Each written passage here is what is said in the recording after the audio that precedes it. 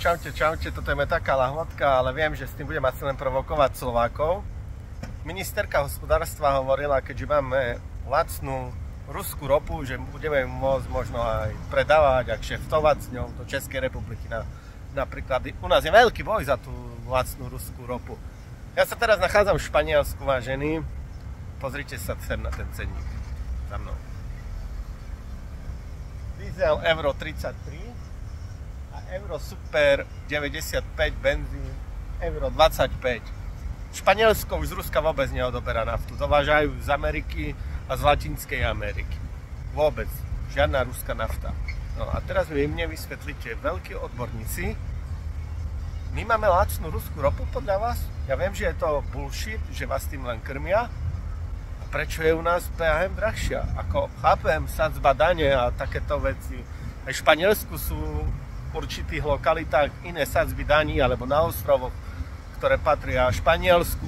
Ale ja chcem takýto cenník. Alebo aspoň takýto rovnaký, však my máme lacnú ruskú ropu. Slováci, pre Boha, otvorte oči, však vás klamú, zavádzajú. A máme lacnú ruskú ropu, tak nech tankujeme za euro. Prečo v Španielsku stojí už menej alebo v okolitých ostrovov? Prečo? Dajte si tú otázku. A je tu americká alebo z Latinskej Ameriky ropa. Sa prebuďte zo sna, pre Boha. Všetci, či voliči Smeru alebo tejto opozície. Čaute. Čaute, toto je taká lahôdka, ale viem, že s tým budem asi len provokovať Slovákov.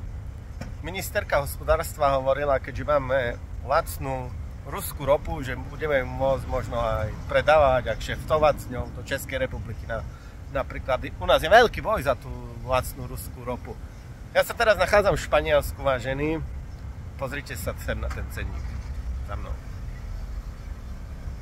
Diesel euro 33 a euro super 95, benzín euro 25. Španielsko už z Ruska vôbec neodoberá naftu. Dovážajú z Ameriky a z Latinskej Ameriky. Vôbec. Žiadna ruská nafta. No a teraz vy mne vysvetlíte, veľkí odborníci, my máme lacnú ruskú ropu podľa vás? Ja viem, že je to bullshit, že vás tým len krmia. A prečo je u nás PHM drahšia? Ako chápem, sadzba dane a takéto veci.